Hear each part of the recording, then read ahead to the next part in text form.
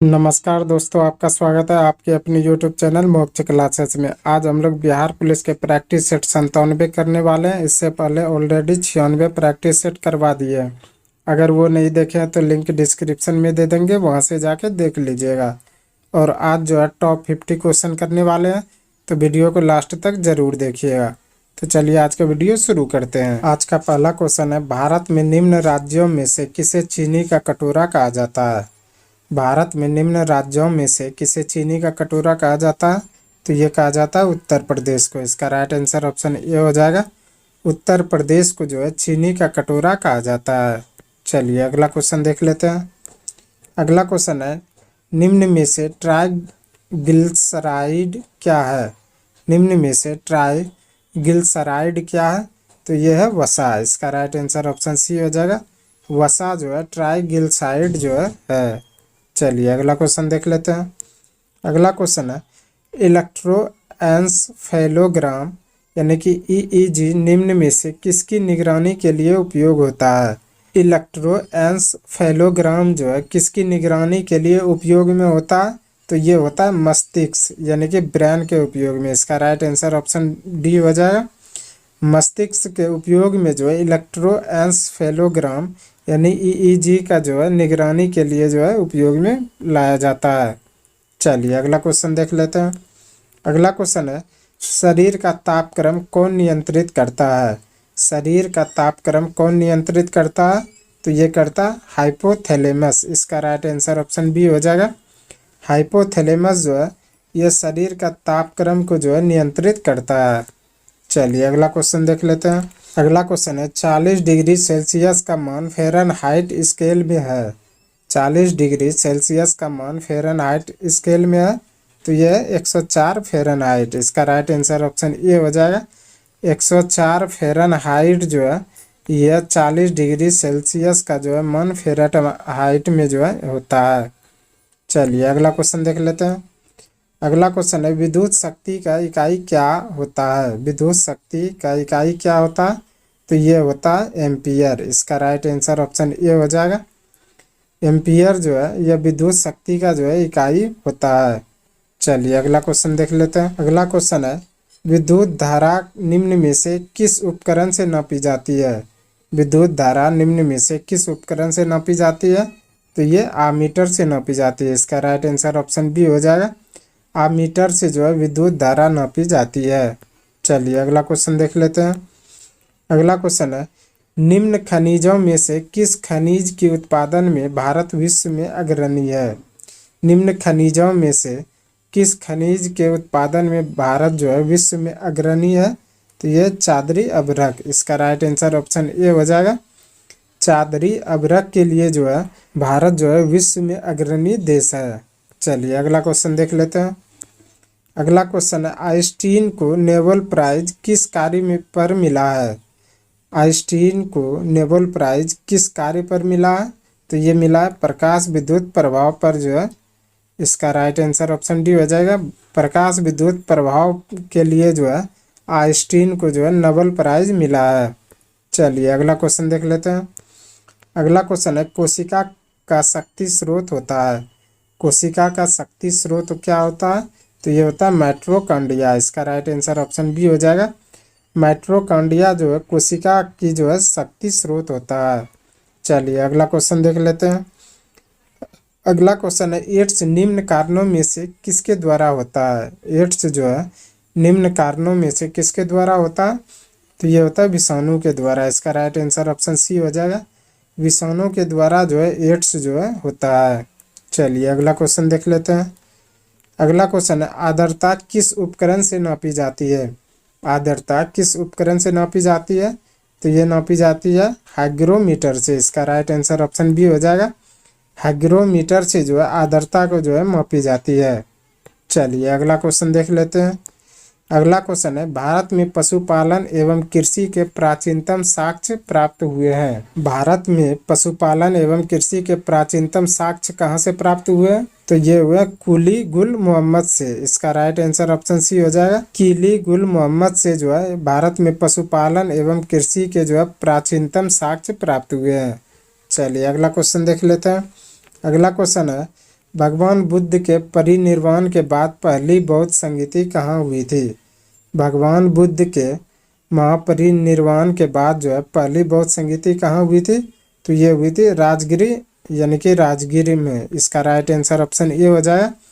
राजगिरी में जो है भगवान बुद्ध के महापरिनिर्वाण के बाद जो है पहली बौद्ध संगीति आयोजित हुई थी। चलिए अगला क्वेश्चन देख लेते हैं। अगला क्वेश्चन है, एक भारतीय राज्य के रूप में बिहार कब बना था? एक भारतीय राज्य के रूप में बिहार कब बना था? तो ये बना था 1912 में। इसका राइट आंसर ऑप्शन सी हो जाएगा। 1912 में जो है बिहार राज्य बना था। चलिए अगला क्वेश्चन देख लेते हैं। अगला क्वेश्चन है, किसने पहली बार यह व्याख्या की थी कि पृथ्वी के अपनी धुरी पर घूमने के कारण प्रतिदिन सूर्योदय एवं सूर्यास्त होता है? किसने पहली बार यह व्याख्या की थी कि पृथ्वी के अपनी धुरी पर घूमने के कारण जो है प्रतिदिन सूर्योदय एवं सूर्यास्त होता है? तो ये हुआ कहा था आर्यभट्ट ने। इसका राइट आंसर ऑप्शन ए हो जाएगा। आर्यभट्ट ने जो है पहली बार यह व्याख्या किया था कि पृथ्वी के अपने धुरी पर घूमने के कारण जो है प्रतिदिन सूर्य और सूर्यास्त होता है। चलिए अगला क्वेश्चन देख लेते हैं। अगला क्वेश्चन है, निम्न में से कौन सा एक स्थल रुद्र देश है? निम्न में से कौन सा एक स्थल रुद्र देश है? तो यह है हंगरी। इसका राइट आंसर ऑप्शन बी हो जाएगा। हंगरी जो है यह एक स्थल रुद्र देश है। चलिए अगला क्वेश्चन देख लेते हैं। अगला क्वेश्चन है, निम्न में से कौन सा द्वीप क्षेत्रफल में सबसे बड़ा है? निम्नलिखित में से कौन सा द्वीप क्षेत्रफल में सबसे बड़ा है? तो यह बोर्नियो। इसका राइट आंसर ऑप्शन बी हो जाएगा। बोर्नियो द्वीप जो है यह क्षेत्रफल के हिसाब से जो है सबसे बड़ा द्वीप है। चलिए अगला क्वेश्चन देख लेते हैं। अगला क्वेश्चन है, निम्न में से किस क्षेत्र में भूमध्य सागरीय जलवायु प्रचलित नहीं है? निम्न में से किस क्षेत्र में जो है भूमध्य सागरीय जलवायु प्रचलित नहीं है? तो ये पंपास क्षेत्र में। इसका राइट आंसर ऑप्शन डी हो जाएगा। पंपास क्षेत्र में जो है भूमध्य सागरीय जलवायु जो है प्रचलित नहीं है। चलिए अगला क्वेश्चन देख लेते हैं। अगला क्वेश्चन है, कौन सा देश जो विश्व में रेशम का सबसे बड़ा उत्पादक है? कौन सा देश जो विश्व में रेशम का जो है सबसे बड़ा उत्पादक देश है? तो यह है चीन। इसका राइट आंसर ऑप्शन बी हो जाएगा। चीन जो है विश्व में रेशम का जो है सबसे बड़ा उत्पादक देश है। चलिए अगला क्वेश्चन देख लेते हैं। अगला क्वेश्चन है, संयुक्त राज्य अमेरिका को छोड़कर विश्व के निम्न देशों में से कौन सा देश कच्चे तेल का सर्वाधिक उत्पादन करता है? संयुक्त राज्य अमेरिका को छोड़कर विश्व के निम्न देशों में से कौन सा देश कच्चे तेल का सर्वाधिक उत्पादन करता है? तो ये करता है सऊदी अरब। इसका राइट आंसर ऑप्शन सी हो जाएगा। सऊदी अरब जो है संयुक्त राज्य अमेरिका को छोड़कर जो है यह जो है सर्वाधिक कच्चे तेल का जो है उत्पादन करता है। चलिए अगला क्वेश्चन देख लेते हैं। अगला क्वेश्चन है, कश्मीर का अकबर के नाम से प्रसिद्ध सुल्तान कौन था? कश्मीर का अकबर के नाम से प्रसिद्ध सुल्तान कौन था? तो ये सुल्तान था सुल्तान जैनुल आबदीन। इसका राइट आंसर ऑप्शन डी हो जाएगा। सुल्तान जैनुल आबदीन जो है यह कश्मीर का अकबर के नाम से जो है प्रसिद्ध था। चलिए अगला क्वेश्चन देख लेते हैं। अगला क्वेश्चन है, फैरेजी आंदोलन की शुरुआत किसने की थी? फैरेजी आंदोलन की शुरुआत किसने की थी? तो ये की थी हाजी शरियतुल्लाह ने। इसका राइट आंसर ऑप्शन ए हो जाएगा। हाजी शरियतुल्लाह ने जो है फैरेजी आंदोलन की जो है शुरुआत की थी। चलिए अगला क्वेश्चन देख लेते हैं। अगला क्वेश्चन है, पुस्तक poverty and on British rule in India किसने लिखी थी? पुस्तक poverty and on British rule in India किसने लिखी थी? तो ये लिखी थी दादा भाई नौरोजी ने। इसका राइट आंसर ऑप्शन बी हो जाएगा। दादा भाई नौरोजी ने जो है पुस्तक poverty and on British rule in India पुस्तक लिखी थी। चलिए अगला क्वेश्चन देख लेते हैं। अगला क्वेश्चन है, बिहार में निम्न हिस्सों में से कौन सा हिस्सा जो है भूतात्विक दृष्टि से अपेक्षाकृत पुराना है? बिहार में निम्न हिस्सों में से कौन सा हिस्सा जो है भूतात्विक दृष्टि से जो है अपेक्षाकृत पुराना है? तो ये रोहतास पठार। इसका राइट आंसर ऑप्शन ए हो जाएगा। रोहतास पठार जो है बिहार में जो है भूतात्विक दृष्टि से जो है सबसे पुराना है। चलिए अगला क्वेश्चन देख लेते हैं। अगला क्वेश्चन है, बिहार का बख्तियार खिलजी के हमले का पहला विवरण प्राप्त हुआ है। बिहार का बख्तियार खिलजी के हमले का पहला विवरण प्राप्त हुआ, तो ये हुआ तबकात ए नासरी से। इसका राइट आंसर ऑप्शन बी हो जाएगा। तबकात ए नासरी से जो है बिहार का बख्तियार खिलजी के हमले का जो है पहला विवरण मिला है। चलिए अगला क्वेश्चन देख लेते हैं। अगला क्वेश्चन है, बिहार का अधिकांश क्षेत्र किससे अनाच्छादित है। बिहार का अधिकांश क्षेत्र किससे अनाच्छादित है, तो यह कछारी मिट्टी से। इसका राइट आंसर ऑप्शन बी हो जाएगा। कछारी मिट्टी से जो है बिहार का अधिकांश क्षेत्र जो है अनाच्छादित है। चलिए अगला क्वेश्चन देख लेते हैं। अगला क्वेश्चन है, शेख बहाउद्दीन जकारिया किस संप्रदाय के थे। शेख बहाउद्दीन जकारिया जो है किस संप्रदाय से थे, तो ये थे सोहरावर्दी संप्रदाय से। इसका राइट आंसर ऑप्शन ए हो जाएगा। सोहरावर्दी संप्रदाय से जो है शेख बहाउद्दीन जकारिया जो है संबंधित थे। चलिए अगला क्वेश्चन देख लेते हैं। अगला क्वेश्चन है, गलवनीकरण करने पर लोहे पर जो है किस धातु का जमाव होता है। गलवनीकरण करने पर जो है लोहे पर किस धातु का जमाव होता है, तो ये होता है जिंक का। इसका राइट आंसर ऑप्शन बी हो जाएगा। गलवनीकरण करने पर जो है लोहे पर जो है जिंक धातु का जो है जमाव हो जाता है। चलिए अगला क्वेश्चन देख लेते हैं। अगला क्वेश्चन है, भारतीय संविधान में मौलिक कर्तव्यों को किस समिति में शामिल किया गया था। भारतीय संविधान में मौलिक कर्तव्यों को किस समिति में शामिल किया गया था, तो ये किया गया था स्वर्ण सिंह समिति में। इसका राइट आंसर ऑप्शन डी हो जाएगा। स्वर्ण सिंह समिति में जो है भारतीय संविधान में मौलिक कर्तव्यों को जो है शामिल किया गया था। चलिए अगला क्वेश्चन देख लेते हैं। अगला क्वेश्चन है, निम्नलिखित में से कौन एक भूभाबद्ध देश नहीं है। निम्नलिखित में से कौन सा एक भूभाबद्ध देश नहीं है, तो यह गौबॉन। इसका राइट आंसर ऑप्शन सी हो जाएगा। गौबॉन जो है यह एक भूभाबद्ध देश नहीं है। चलिए अगला क्वेश्चन देख लेते हैं। अगला क्वेश्चन है, जवाहरलाल नेहरू पोर्ट किस राज्य में स्थित है। जवाहरलाल नेहरू पोर्ट किस राज्य में स्थित है, तो यह महाराष्ट्र में। इसका राइट आंसर ऑप्शन ए हो जाएगा। महाराष्ट्र में जो है जवाहरलाल नेहरू पोर्ट जो है स्थित है। चलिए अगला क्वेश्चन देख लेते हैं। अगला क्वेश्चन है, आधुनिक सुविधाओं के साथ भारत का पहला कीट संग्रहालय का अनावरण कहाँ किया गया है। आधुनिक सुविधाओं के साथ भारत का पहला कीट संग्रहालय कहाँ अनावरण कहाँ किया गया है, तो ये तमिलनाडु में। इसका राइट आंसर ऑप्शन सी हो जाएगा। तमिलनाडु में जो है आधुनिक सुविधाओं के साथ जो है भारत का पहला कीट संग्रहालय जो है अनावरण जो है किया गया है। चलिए अगला क्वेश्चन देख लेते हैं। अगला क्वेश्चन है, आपातकाल की उद्घोषणा को इसके जरिए होने की तारीख से 1 महीने के भीतर किसके द्वारा अनुमोदित किया जाता है। आपातकाल की उद्घोषणा के जरिए जो है जारी होने की तारीख से जो है 1 महीने के भीतर किसके द्वारा जो है अनुमोदित किया जाता है, तो ये लोकसभा और राज्यसभा दोनों के द्वारा। इसका राइट आंसर ऑप्शन सी हो जाएगा।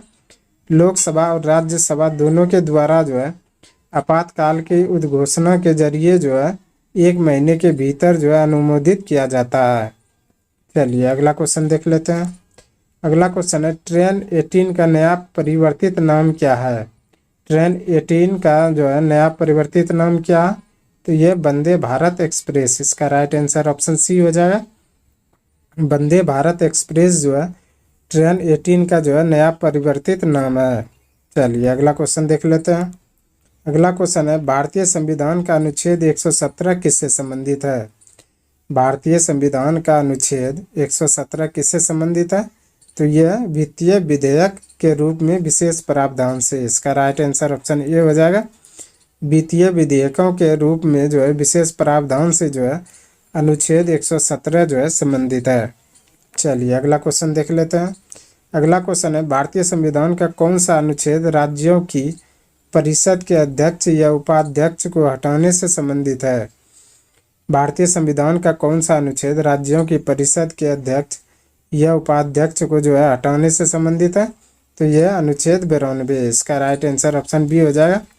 अनुच्छेद 92 जो है यह जो है भारतीय संविधान का जो है किसी भी राज्यों के परिषद के अध्यक्ष और उपाध्यक्ष को हटाने से संबंधित है। चलिए अगला क्वेश्चन देख लेते हैं। अगला क्वेश्चन है, कर्क रेखा भारत के किस राज्य से होकर नहीं गुजरती है? कर्क रेखा भारत के किस राज्य से होकर नहीं गुजरती है?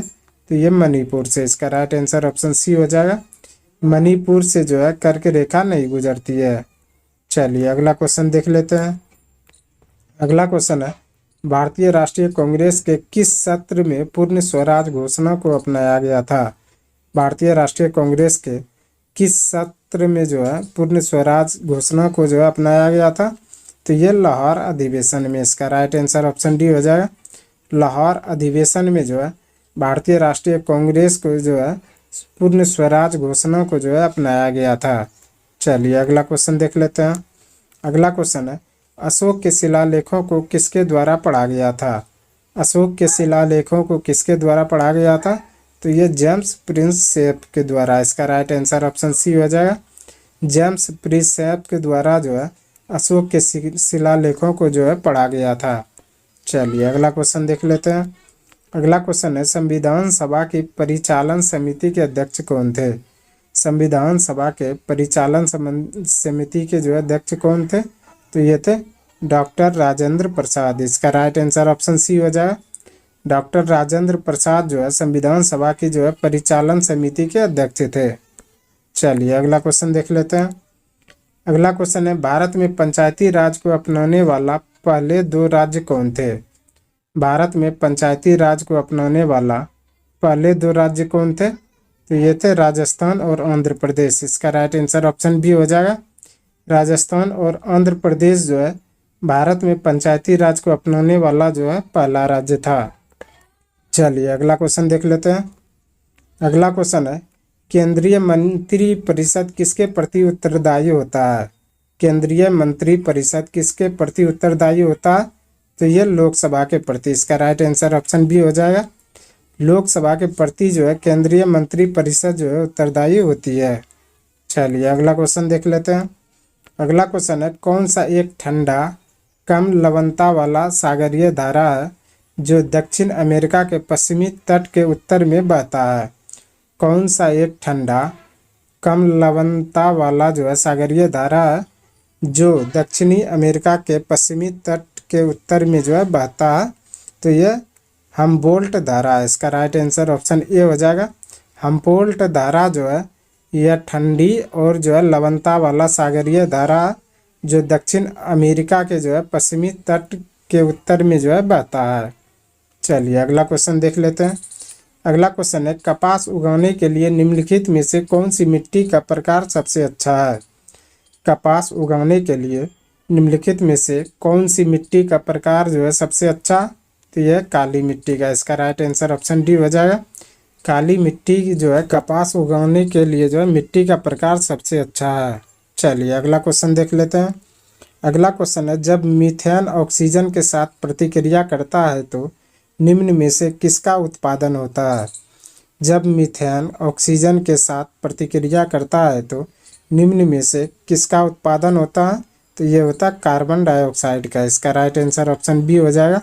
कार्बन डाइऑक्साइड का जो है जब मीथेन ऑक्सीजन के साथ प्रतिक्रिया करता है तो CO2 का जो है उत्पादन होता है। चलिए अगला क्वेश्चन देख लेते हैं। अगला क्वेश्चन है, निम्नलिखित में से किसने हिंदू अखबार शुरू किया था? निम्नलिखित में से किसने हिंदू अखबार शुरू किया था? तो जी सुब्रमण्यम अय्यर ने, इसका राइट आंसर ऑप्शन बी हो जाएगा। जी सुब्रमण्यम जो है अय्यर ने जो है हिंदू अखबार शुरू किया था। चलिए अगला क्वेश्चन देख लेते हैं। अगला क्वेश्चन है, पर्यावरण पर वैश्विक पर्यावरण आउटलुक रिपोर्ट समय समय पर किसके द्वारा जारी की जाती है? पर्यावरण पर वैश्विक पर्यावरण आउटलुक रिपोर्ट जो है समय समय पर किसके द्वारा जारी की जाती है? तो ये संयुक्त राष्ट्र पर्यावरण कार्यक्रम के द्वारा, इसका राइट आंसर ऑप्शन ए हो जाएगा। संयुक्त राष्ट्र पर्यावरण कार्यक्रम के द्वारा जो है पर्यावरण पर वैश्विक पर्यावरण आउटलुक रिपोर्ट जो है जारी की जाती है। चलिए अगला क्वेश्चन देख लेते हैं।